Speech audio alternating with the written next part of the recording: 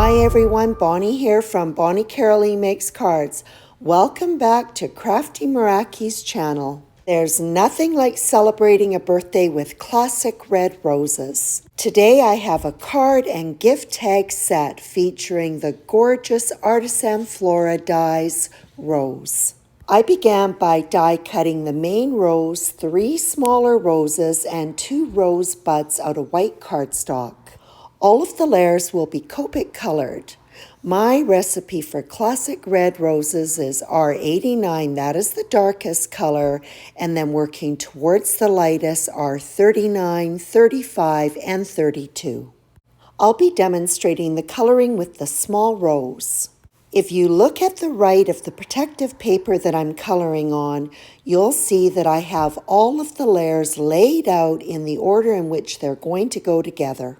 The coloring for the small rose is very straightforward, and it is obvious where the base of the flower is.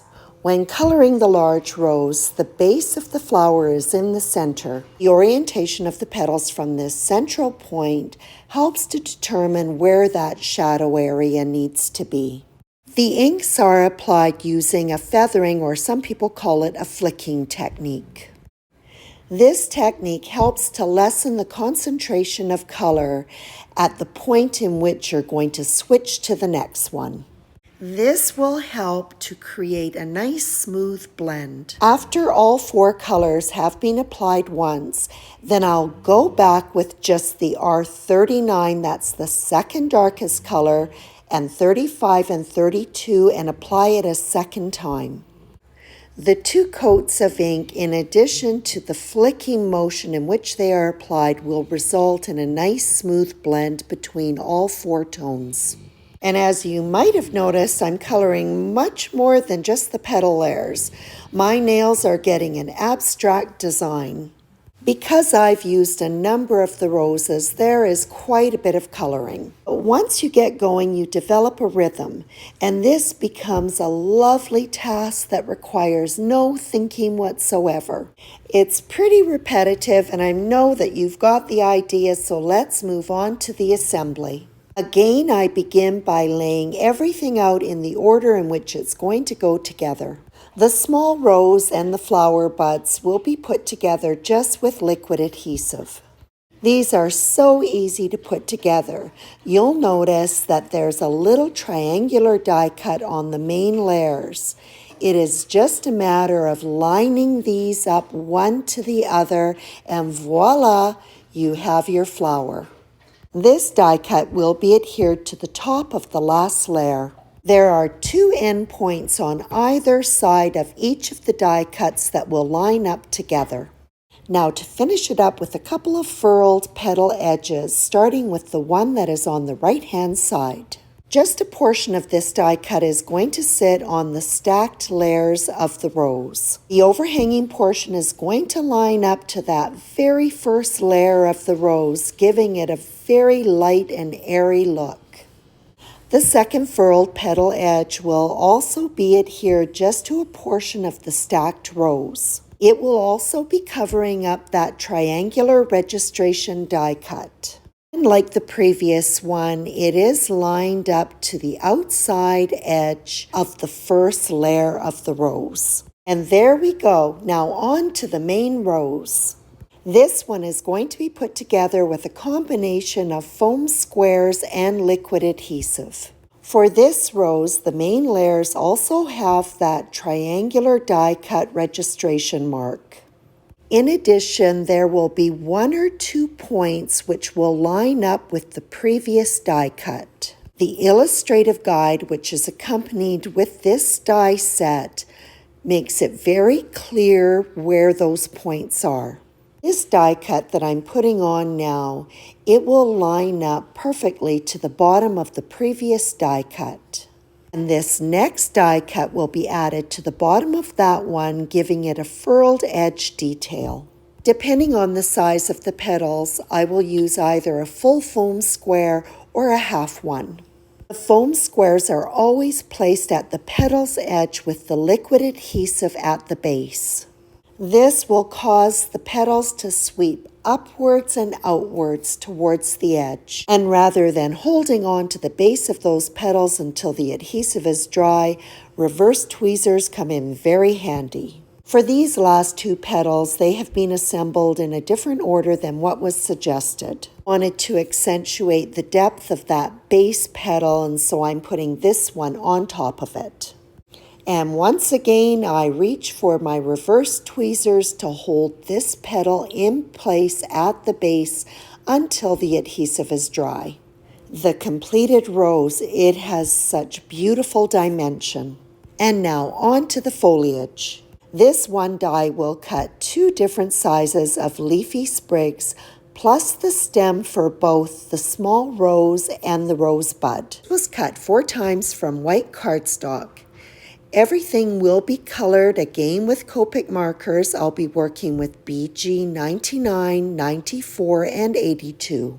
The stem for the small rose is easily colored with the dark tone and the mid-tone. The little overlay piece is done with the mid-tone and the light tone, and I'm just going to adhere that on top. And a little dot of glue is added to the top of the sepals, and the small rose is put in place. The leafy sprigs, the BG 99 was used to color the main stem and also the leaf stems, taking it right up into that central vein. The mid-tone was applied in flicking motions, starting at that central stem on the leaf and working outwards to the edge. And then the coloring was finished off with a light green highlight area. Unlike the reds for the roses, this set of greens blended together beautifully, and there was no need to add additional ink. One coat did it. And with all the coloring complete, all of my pieces are laid out into a spatter box, and I'm going to use a fan brush to apply Distress Stain Tarnished Brass. To keep the spatter on the smaller side, I made sure that I did not pick up too much ink at a time. And I just applied a few little specks here and there. I didn't go too crazy with it, as sometimes I do. When completing a project, I like to work on all of the elements that are similar at the same time. The sentiments for both the card and the tag are die cuts, and they will be foam mounted. For this secondary sentiment for the card and kisses, I have put adhesive on the foam die cut, but you'll notice that I've left it in the backing. When foam is die cut, it leaves an impression, and that makes it very easy to get the sentiment aligned to the foam. This sweet sentiment can be found in the Love Slimline tag die set. Main sentiment for the card is the Meraki Moments Hugs that was newly released. This is a 3-piece die set, but for this card, I'll just be using the small shadow die and the lettering. The shadow die was used to cut both matte gold cardstock and black foam, and then they were stacked. Just love the detail of the thin gold edging when the black cardstock lettering goes on. For the tag, I used the Birthday Slimline tag die set and the accompanying sentiments. I love the big block letters of birthday. I've die cut it from matte gold cardstock, and it's being adhered to a black foam die cut. This is a big sentiment. To make sure that there was good contact between the foam and the cardstock, I did put some weight on it until the adhesive was dry. The secondary sentiment included in the tag die set was cut from black cardstock and black foam, and as you can see, I'm preparing it the same way that I did for the end kisses. What I didn't mention is that these are actually set aside until the adhesive is completely dry before removing the foam backing. Okay, a lot of the preparation work is now completed, and it's time to put the card together. Craft Around background die was used to cut black cardstock. It's going to be mounted onto a black cardstock panel, which is the same size as the background. The 4" by 5 1/4" panel is going to be adhered to matte gold cardstock that is just slightly larger for a thin reveal. It measures 4 1/8 by 5 3/8 inches, and then onto a black A2 size top folding card base. Before I get going, I'm going to remove that sentiment that was in the foam backing, and a craft pick is your best friend for this job. Next, the design is laid out. I like the layout, so I'm just going to lift the rose up and use a little bit of glue to tack the ends of the stems in place. The stems are secured, and now I'm going to take that hug sentiment and slip it on top of the leaves on the right-hand side and tuck them under the leaves on the left-hand side. Now I can add a little bit of glue to the main stem of each of the sprigs of leaves to secure them completely. And that big gorgeous rose is temporarily laid out so that I can get the secondary sentiment adhered. And with everything in place, now I can add adhesive, a lot of adhesive. Really, it's a big blob of adhesive to secure the rose to the card front. And let's not forget to dot that eye. And yes, it is foam mounted as well. I know. Thank goodness for the bling buddy. All of the leaves that are free and not impeded by another element are going to be popped up with little mini black foam squares. The foam pops up the leaves just enough to make them more consistent with that flower and all of its dimension. And this card is finished up with a few smooth clear crystals placed on some of the leaves and the rose itself. Right now it's looking a little bit cloudy because of that glue, but as the glue dries, of course, it'll be clear and they will look exactly like little dewdrops. And on to the tag. I wanted it to have the same background as the card. Unfortunately, I don't have the Craft Around slimline die, so I had to make do with the A2 sized one. I cut it twice from black cardstock, overlapped it, and now I'm going to be using the birthday slimline tag to die cut it. Of course, the edges on this die cut are not going to have that finished look. So what I decided to do after I adhered it to the black cardstock tag, then I rubbed each of the sides with Versamark ink and sprinkled them with gold embossing powder. The edges continue to look textured, but it is sealed and it does have a finished look to it. Somehow I managed to get liquid adhesive on my big, bold gold sentiment. It was driving me crazy, so I took another piece of cardstock and put it on a sheet of double-sided adhesive. After running it through the die cutter, my sentiment is basically a sticker, which I'm easily able to stack on the foam-backed one that I ruined.